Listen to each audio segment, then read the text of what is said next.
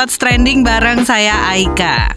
Mau ada Dewan Medsos nih, apa ya nanti ngaruhnya? Nah, itu yang bakal kita obrolin. Menteri Komunikasi dan Informatika Menkominfo Budi Aris Setiadi itu berniat membentuk Dewan Media Sosial. Sebetulnya, soal Dewan Media Sosial ini udah disinggung sejak tahun lalu sih memang. Nah, kalau menurut Menkominfo, kehadiran Dewan Media Sosial ini dengan pelibatan masyarakat dari berbagai unsur dan ekosistem bakal jadi perhatian pemerintah supaya ruang digital itu saling dikontrol oleh berbagai pihak. Menurut Menkominfo nih, wacana pembentukan DMS itu merupakan masukan yang diberikan oleh organisasi masyarakat sipil dan didukung oleh kajian akademik yang diprakarsai oleh UNESCO. Nantinya Dewan Media Sosial atau DMS ini berbentuk jejaring atau koalisi independen lintas pemangku kepentingan yang berisi organisasi masyarakat sipil, akademisi, pers, komunitas, praktisi, ahli, pelaku industri, dan sebagainya. Tujuannya nih untuk memastikan dan mengawal kualitas tata kelola media sosial di Indonesia yang lebih akuntabel. DMS juga diklaim bakal jadi mitra strategis pemerintah dalam tata kelola media sosial, termasuk memastikan kebebasan pers dan kebebasan berpendapat di ruang digital. Tapi belakangan wacana ini kok malah ramai tuai kritik gitu. Kita bakal bahas soal ini setelah komen netizen berikut.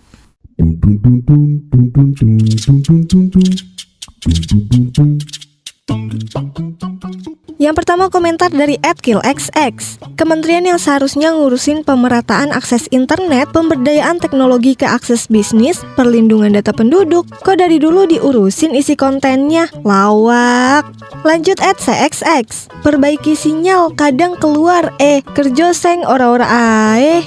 @nickxx. Kominfo harusnya menghapus YouTuber pembuat konten-konten hoax. Jangan hanya sibuk memblokir APK bokep. @dvdxx. Dewan Media Sosial, ini gimana cara kerjanya? Lah, untuk punya akun medsos saja kan gak pakai dokumen negara seperti pers. Ada pula dewannya, digaji pula. @banxx. Katanya susah cari kerja. Nah, ini solusi buat menambah lowongan. Banyakin aja dah dewannya. Gak cukup Dewan Perwakilan Rakyat, Dewan Media Sosial gak cukup. Harus sesuai aplikasinya. Dewan Pengawas Facebook, Dewan Pengawas TikTok. Selain dewan, perlu juga ada asisten dewannya. @sasxx. Kemarin ada yang usul dibentuk badan air, sekarang Dewan Media Sosial. Lah, fungsi-fungsi direktorat yang secara organisasi dibentuk resmi dan profesional itu untuk apa? Badan-badan seperti ini isinya hanya oknum-oknum non-karir yang tidak punya rencana kerja jangka panjang. Nanti ganti pemimpin bisa-bisa dibubarkan lagi. @royxx. Dewan Sosmed, sang ketua yang followernya paling banyak. @165xx. Sedemikian khawatirnya pemerintah dengan konten di dunia digital, sampai-sampai Kominfo akan bentuk Dewan Sosial untuk mengatur konten. Akankah nantinya menjadi alat untuk membungkam kebebasan berpendapat di dunia digital? @reaxx. Gue setuju ada Dewan Media Sosial, tapi bukan untuk mengatur konten individual, tapi memberikan rekomendasi dan sebagai perwakilan pemerintah dalam menjaga keamanan di sosial media. Trust me, media sosial itu kalau gak diawasi benar-benar, impact ke masyarakat kita yang minim literasi itu bahaya. Terakhir komentar dari @asxx. Kominfo akan bentuk Dewan Media Sosial. Wah, menarik nih. Meski dari dulu berharap ada Dewan Blogger. Akhirnya seiring waktu memang gak perlu karena roda terus berputar.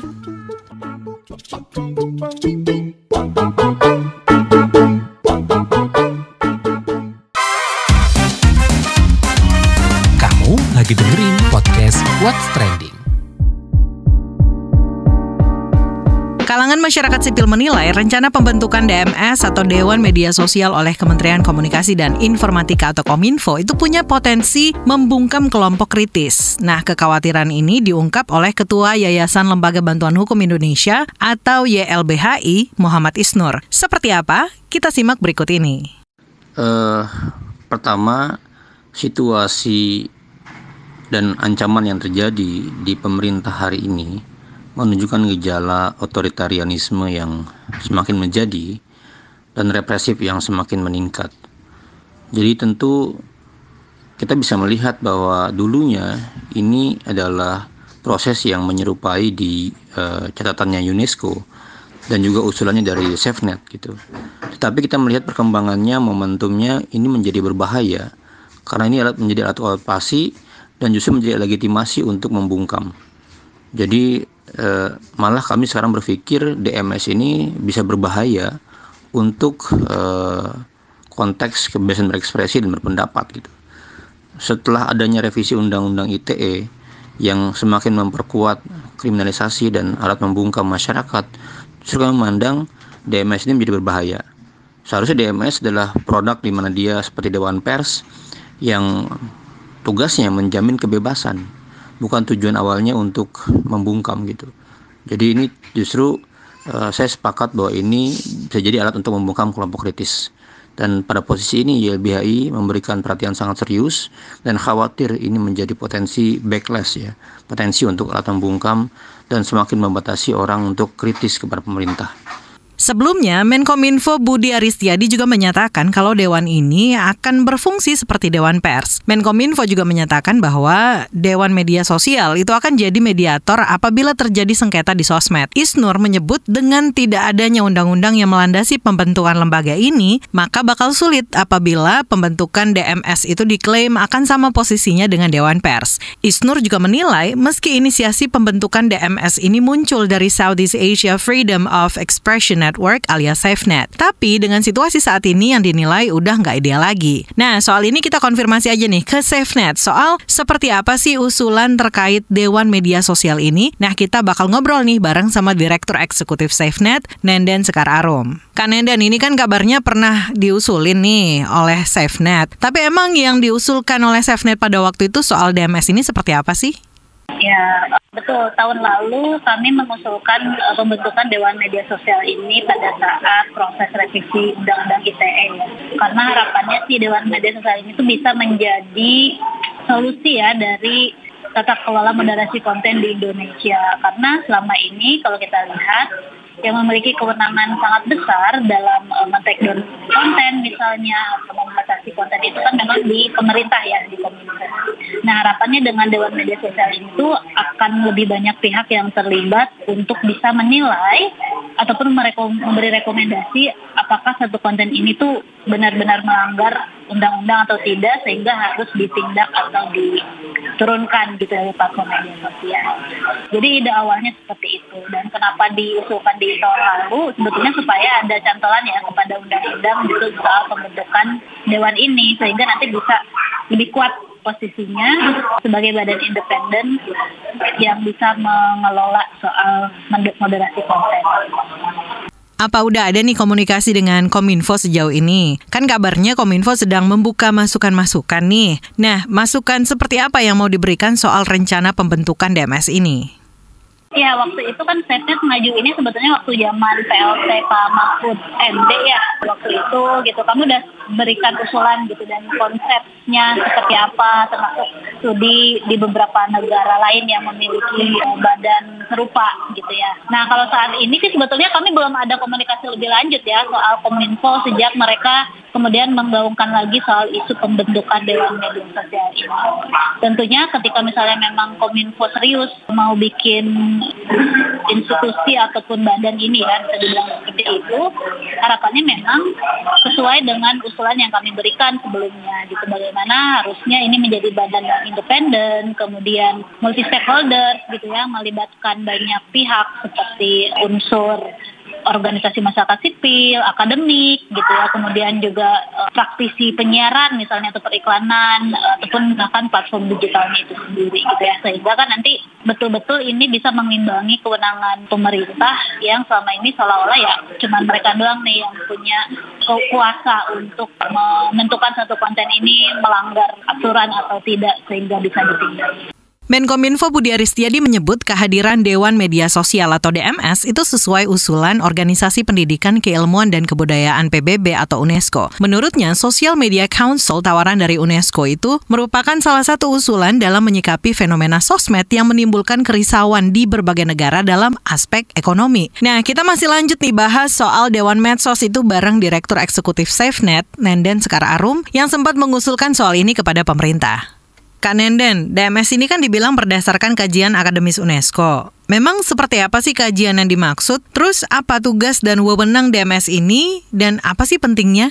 Ya, betul. Nah, apa yang kami usulkan ya terkait Dewan Media Sosial juga sebetulnya sama gitu, berdasar dari temuan CFDS teman-teman UGM dan juga temuan di artikel 19 yang didorong oleh UNESCO gitu. Nah, sebetulnya ya tadi gitu ya, bagaimana Dewan Media Sosial ini bisa mencontoh Dewan Pers sebetulnya ya yang ada di Indonesia misalnya, yang bentuknya memiliki kekuatan sebetulnya untuk menentukan ataupun memberikan rekomendasi bahwa suatu konten itu adalah karya jurnalistik atau bukan gitu ya. Kalau di Dewan Pers gitu. Jadi kalau karya jurnalistik kan berarti nggak bisa dipidana gitu ya.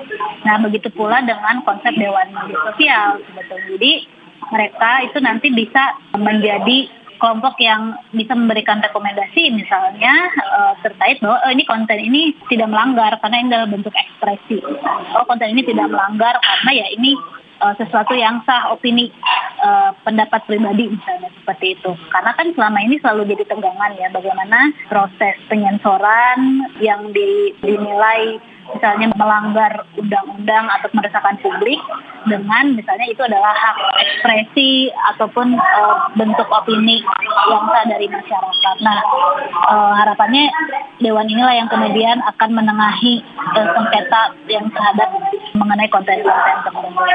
Dan tentunya selain itu juga selain harus independen dan mencakup perwakilan dari semua pemangku kepentingan, tentunya juga bisa memberikan sanksi yang misalnya nanti bisa diberikan tuh misalnya ya tidak dalam konteks finansial misalnya ya, jadi nggak didenda ataupun nggak dipidana misalnya. Jadi bagaimana itu perlu diminta maaf aja misalnya gitu ya, atau hal lain yang mungkin menjadi selain pidana atau finansial yang selama ini kan selalu banyak dipakai ya dalam konteks undang-undang ITE.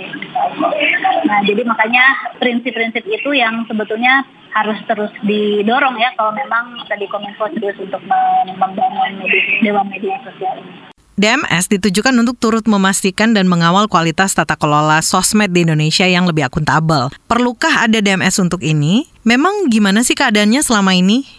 Ya kalau karena yang mengusulkan sebenarnya kami melihat ini penting ya Dewan Media Sosial ini tadi ya sebagai penyeimbang wewenang pemerintah yang sangat besar terkait moderasi konten gitu. Nah, makanya ini perlu dicek juga nih usulannya nanti bentuk Dewan Media Sosial yang kemudian sekarang digadang-gadang oleh Kominfo itu seperti apa gitu ya. Kalau misalnya memang tadi prinsip-prinsip Dewan Media Sosial ini terpenuhi, ya pastinya perlu didorong juga gitu sebagai hal yang bisa mengimbangi gitu ya dan untuk memutuskan gitu kalau ada perkara-perkara yang berhubungan dengan moderasi konten gitu. Jadi gak semuanya diserahkan kepada Kominfo yang kita tahu lah ya selama ini juga banyak praktik-praktiknya yang tidak sesuai dengan hak asasi manusia.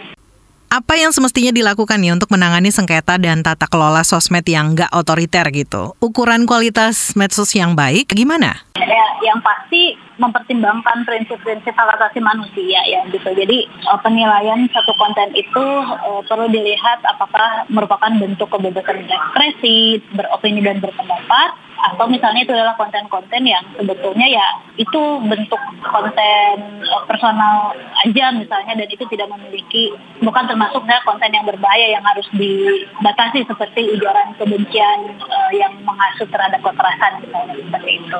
Nah hal itu bagaimana kemudian penilaian terhadap satu konten itu agar memastikan sejalan gitu ya dengan nilai-nilai hak asasi manusia kan perlu perspektif luas gitu ya. Mungkin kita perlu tuh melibatkan expert dalam konteks hak asasi manusia, expert dalam konteks tata kelola internet gitu ya, dan pihak-pihak lain yang tidak hanya satu corong aja atau satu suara dari pemerintah gitu. Jadi keterlibatan multi stakeholders dalam penentuan atau dalam konteks penilaian satu konten itu pantas atau tidak untuk ada di media sosial itu jadi sangat penting agar tidak hanya dikuasai oleh satu pihak aja yang selama ini kan memang semuanya ada di tangan Kominfo. Beberapa pihak khawatir ini malah jadi alat untuk membungkam publik di sosmed karena kita tahu sosmed juga dipakai untuk sarana menyuarakan kritik atau pendapat terus juga memviralkan ketidakadilan. Tanggapannya gimana? Betul, nah itu juga salah satu hal yang perlu kita kritisi. Kenapa misalnya usulan Dewan Media Sosial ini baru dimunculkan lagi setelah revisi Undang-Undang ITE disahkan. Kenapa nggak dari tahun lalu ya, waktu masih proses revisi ITE supaya ini ada legitimasinya di dalam undang-undang gitu ya. Itu yang pertama gitu. Makanya jadi sangat wajar ketika banyak pihak yang mempertanyakan apa maksud dibalik dari pembuatan Dewan Media Sosial atau mengangkat lagi isu Dewan Media Sosial gitu ya. Nah kemudian juga yang kedua adalah kita sampai sekarang juga nggak tahu apa yang dimaksud Dewan Media Sosial oleh Kominfo ini gitu ya. Saya tahu usulan yang kami usung seperti apa, tapi kan kami nggak tahu apakah konsep itu 100% diadaptasi oleh Kominfo atau tidak gitu ya. Nah ini yang perlu dicek lebih lanjut gitu ya. Jangan-jangan ya tadi ada kekhawatiran bahwa ya akhirnya ini nanti jadi perpanjangan kekuasaan Kominfo aja gitu ya untuk menjustifikasi misalnya upaya penyensoran atau pemblokiran terhadap konten-konten kritis seperti itu. Jadi memang itu yang perlu kita tinjau lebih lanjut gitu ya, harus perlu ditinjau lebih lanjut soal ide ataupun konsep Dewan Media Sosial yang diusung oleh Kominfo saat ini. Terima kasih Direktur Eksekutif SafeNet, Nenden Sekar Arum. Newsbeat. SpaceX, perusahaan antariksa swasta Amerika Serikat milik Elon Musk, meluncurkan 23 satelit Starlink ke orbit pada 28 Mei kemarin. 23 satelit tersebut diluncurkan dengan menggunakan roket Falcon 9 dari Pangkalan Angkatan Antariksa Tanjung Canaveral, Florida. Starlink bakal mengirimkan internet pita lebar broadband berkecepatan tinggi ke lokasi-lokasi yang aksesnya tidak dapat diandalkan atau sama sekali tidak tersedia. Seiringan dengan upayanya untuk menstabilkan hasil panen, Tiongkok memanen lebih dari 4 juta hektar gandum atau hampir 20% dari total panenan gandum nasional. Badan Meteorologi Tiongkok juga memperkirakan cuaca dalam kurun waktu sepekan ini akan mendukung pemanenan gandum. Pemerintah pusat juga meningkatkan harga pembelian minimum gandum dan beras pada 2023, serta memperbaiki kebijakan subsidi biji-bijian bagi petani jagung dan kedelai untuk mendorong petani menanam biji-bijian. Korea Selatan akan menyediakan dukungan pendidikan bagi anak-anak pembelot Korea Utara yang lahir di negara pihak ketiga. Ini merupakan langkah untuk mengatasi kelemahan dalam sistem pemberian jaminan kesejahteraan. Pemerintah juga berencana menyusun landasan hukum untuk memberikan dukungan pendidikan tersebut. Kedepannya, Kementerian Unifikasi juga berencana untuk melegalkan prinsip penerimaan pembelot Korut pada Majelis Nasional ke-22. Sebelum kita akhiri obrolan kita hari ini, yuk kita dengerin dulu nih kumpulan berita daerah dalam WhatsApp Indonesia.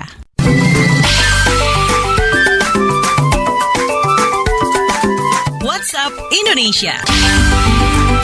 WhatsApp Indonesia dimulai dari Nusa Tenggara Timur, NTT. Seiring dengan kebijakan kenaikan UKT, Universitas Muhammadiyah Maumere di Kabupaten Sika, NTT, mengizinkan mahasiswanya yang kurang mampu membayar biaya kuliah dengan hasil bumi. Hasil bumi yang disebut seperti kakao, pisang, kemiri, dan komoditi pertanian lainnya. Rektor Universitas Muhammadiyah Maumere Erwin Prasetyo menyebut kebijakan itu sudah berlangsung sejak 2018 ketika seorang mahasiswa yang hendak mengikuti ujian akhir semester atau UAS mengeluh karena belum melunasi biaya kuliah. Hingga saat itu beberapa mahasiswa lain yang kurang mampu khususnya di perdesaan membayar biaya kuliah dengan komoditi pertanian.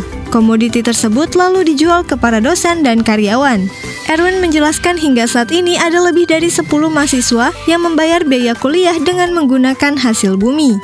Selanjutnya ke Jakarta. Menteri Sosial Tri Risma hari ini mengajak para lansia untuk tetap tersenyum.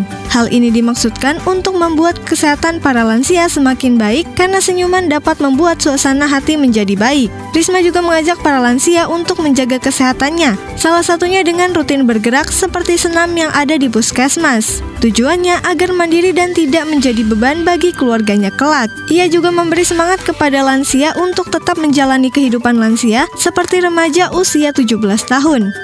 Terakhir ke berita olahraga. Menteri Pemuda dan Olahraga Menpora Dito Aryo Tejo mengatakan atlet surfing usia muda memerlukan fasilitas surfing center.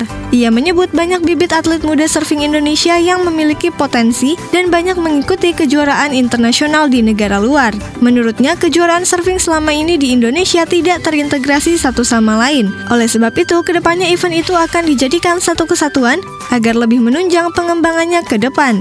Sementara itu, guna mendukung bibit atlet surfing Indonesia, Kemenpora akan memasukkan WSL Krui Pro yang dilaksanakan di Pantai Tanjung Setia, Kecamatan Pesisir Selatan, Kabupaten Pesisir Barat Lampung, ke dalam agenda nasional pada 2025.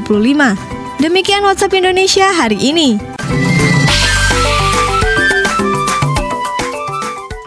kasih sudah mendengarkan What's Trending. Jangan lupa terus dengarkan podcast What's Trending di kbrprime.id dan aplikasi mendengarkan podcast lainnya. Aika pamit, stay safe and be happy. Bye!